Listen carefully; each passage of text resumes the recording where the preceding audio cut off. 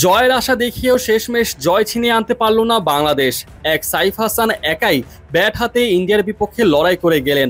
সাইফের দুর্দান্ত ব্যাটিংয়ের উপর ভর করে বাংলাদেশ জয়ের স্বপ্ন দেখা শুরু করলেও অপর প্রান্তে থাকা ব্যাটাররা সাইফকে যোগ্য সঙ্গ দিতে ব্যর্থ হয়। শ্রীলঙ্কার বিপক্ষে অন্যতম জয়ের নায়ক তাওহিদ হৃদয় এই ম্যাচে একেবারেই ফ্লপ। অপরদিকে সাইফুদ্দিন ব্যাট ও বল হাতে তেমন একটা সুবিধা করতে পারেননি। সবার হতাশা ছিল হয়তো সোহান থাকলে ম্যাচের অবস্থা অন্যরকম হতে পারত, কিন্তু দুর্ভাগ্যবশত ইন্ডিয়ার বিপক্ষে হার বরণ করতে হলো বাংলাদেশকে।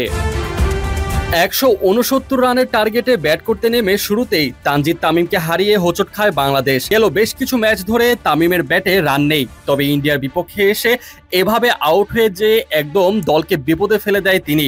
এরপর অবশ্য 45 রানের একটি সুন্দর জুটি করেন সাইফ হাসান এবং পারভেজ হোসেন ইমন।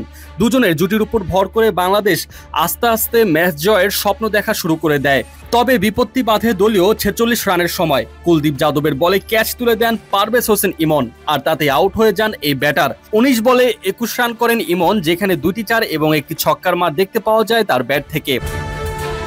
এরপর দলীয় 65 রানের মাথায় আউট হয়ে যান তাওহিদ হৃদয়। গেল ম্যাচে হৃদয় ছিলেন ম্যাচ জয়ের নায়ক, অথচ ইন্ডিয়ার বিপক্ষে নিজেকে সেভাবে মেলে ধরতে পারলেন না। আর ওদিকে তাওহিদ আউট হয়ে যাওয়ার কিছুক্ষণ বাদে আউট হন শামীম পাটোয়ারি। এরপরে মাঠে আগমন ঘটে নয়া অধিনায়ক জাকের আলী অনিকের। এরপরে বাংলাদেশ চেষ্টা করে সামনে এগিয়ে যাবার, কিন্তু তাতে করে কোনো প্রকার লাভ হয়নি। শুধুমাত্র সাইফ হাসান ব্যাট হাতে অর্ধশতক হাঁকিয়ে যা বাংলাদেশকে একটু সামনে এগিয়ে নিয়ে যেতে সক্ষম হয়েছিলেন। এছাড়া বাদবাকি সব ব্যাটার এই দিন ছিলেন ফ্লপ, যার ফলে বাংলাদেশ ম্যাচ হেরে যায়।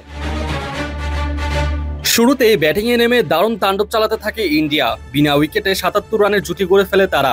ওদিকে বাংলাদেশের বোলাররা যেন লাগাতার 4 ছক্কা হজম করে বেহাল দশা হয়ে যাচ্ছিল। তবে এমন বেহাল দশার হাত থেকে রক্ষা করেন রিশাদ হোসেন। দলীয় 77 রানের মাথায় রিশাদ আউট করেন শুভমান গিলকে। রিশাদের বলে শুভমান ক্যাচ তুলে দেন তানজিম সাকিবের কাছে, আর তাতেই উইকেটের পতন। এরপরে কেই বা জানতো বাংলাদেশ দুর্দান্তভাবে কামব্যাক করবে।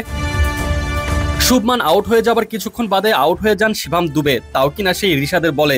এই রিশাদের বলে শিবাম ক্যাচ তুলে দেন তাওহিদ হৃদয়ের কাছে, আর তাতেই উইকেটের পতন। পরপর 2টি উইকেট পড়ে যাবার পর বাংলাদেশের শিবিরে আসে স্বস্তির নিঃশ্বাস। তারপর লাগাতার উইকেট শিকারের মিশনে মেতে ওঠে বোলাররা। এরপর বাংলাদেশ দলের জন্য কাটা হয়ে ওঠা অভিষেক শর্মাকে রান আউটে পরিণত করেন রিশাদ এবং মুস্তাফিজুর রহমান, যার ফলে 37 বলে 75 রানের ঝড়ো ইনিংস খেলা অভিষেক শর্মা বাধ্য হয়ে মাঠ ছাড়েন। এরপর দলীয় 114 রানের মাথায় আউট হয়ে যান ইন্ডিয়া দলের অধিনায়ক সূর্যকুমার যাদব। মাত্র 11 বল মোকাবেলা করে 5 রান করেন যাদব। মুস্তাফিজের বলে ঠিকমতো খেলতে না পেরে বল সরাসরি চলে যায় উইকেট রক্ষক জাকের আলীর কাছে। এরপর দলীয় 129 রানের মাথায় তিলক ভর্মা এবং শেষ ওভারের শেষ বলে হার্দিক পান্ডিয়া আউট হয়ে যান, আর এর মাধ্যমে ইন্ডিয়া সংগ্রহ করে 178 রান।